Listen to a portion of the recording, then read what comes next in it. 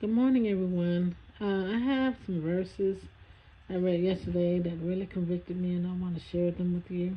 It's Romans chapter 12, verses 9 through 18. Now, I'm going to be reading from the King James Version, which I don't really read from anymore. I usually use the New King James Version, so my version of the verses may sound different than what you're used to if you use another version. So I just want to let that be known. All right. Starting with verse 9. Let love be without dissimulation. Abhor that which is evil, cleave to that which is good. Be kindly affectioned one to another with brotherly love, in honor preferring one another, not slothful in business, fervent in spirit, serving the Lord, rejoicing in hope, patient in tribulation, continuing instant in prayer, distributing to the necessity of the saints, given to hospitality. Bless them which persecute you. Bless and not curse. Rejoice with them that do rejoice, and weep with them that weep. Be of the same mind one toward another. Mind not high things, but condescend to men of low estate. Be not wise in your own conceits. Recompense to no man evil for evil. Provide things honest in the sight of all men. If it is possible, as much as lieth in you, live peaceably with all men. Wow, that was a lot. That's a lot. Because it's hard to live peaceably with all men. Let's just take that, out the gate. It's hard to live peaceably with all men. Because all men don't want to live peaceably with you. It's always someone grating on your nerves. But the Bible says, do not recompense to any man evil for evil. Do not, somebody might say something to you. Okay, hey, Nico, how you doing? That's my cat. Someone may say something evil to you. That doesn't mean that you have to say anything evil back to them. You don't have to be smart at the mouth or anything like that. What you doing, Nico? Go back, Nico. You don't have to be smart at the mouth or anything like that. All you have to do is first step away from the situation and pray about it. Because if not, your mouth is going to start running and it's going to be, an argument.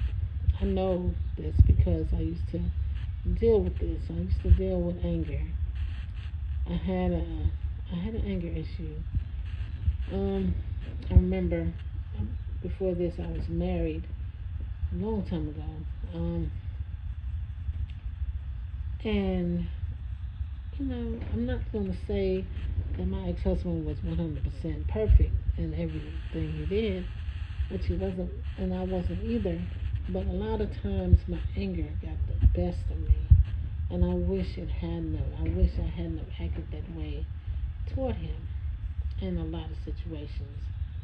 I wish I had learned how to control myself a little bit better instead of, just lashing out. That's all I knew. That's all I knew how to do. And I was wrong in those situations because, we could have talked it out. And it would have been a better solution instead of yelling back and forth and the other stuff. But I said that to say that we have to learn how to live in peace with all men. If we can't live in peace with the people that are in our households, our spouses, our children, other relatives, we have no chance living in peace with the outside world. Because we're always on the go, and it's not a good place to be. I know because I was there at one time. I don't think I was constantly on go, but I was on go a lot. And I was not an angry person, not given to anger usually, but when something made me mad, it was just like, man, it was like, oh, I just can't take it. How can you let this happen? How stupid can you be? Things like that, and you don't want to say that to people. So these verses let me know that I was not living the right type of life. Even once I got saved, I had to rein in my tongue, rein in my emotions, because I did not learn how to bridle my tongue at first. It's hard to bridle your tongue when you've always been. I was able to say what I wanted to say, because hey, I'm gonna say it. And even now, I have to bridle my tongue because all my thoughts are not Christian thoughts. All my thoughts, the words that want to come out of my mouth are not Christian words because people still get on my nerves, and I know I get on people's nerves. So I have to, when someone gets on my nerves, I have to think about, hey, Michelle, you know, it's not that bad. I'm pretty sure you've gotten on somebody's nerves today and they didn't say anything to you. So you don't say anything. Just let it go. And sometimes I'll play the whole scenario in my mind and I'll be like, you know what? It's not worth, you know, getting into an argument or saying something that you're gonna regret or saying something very hurtful to somebody.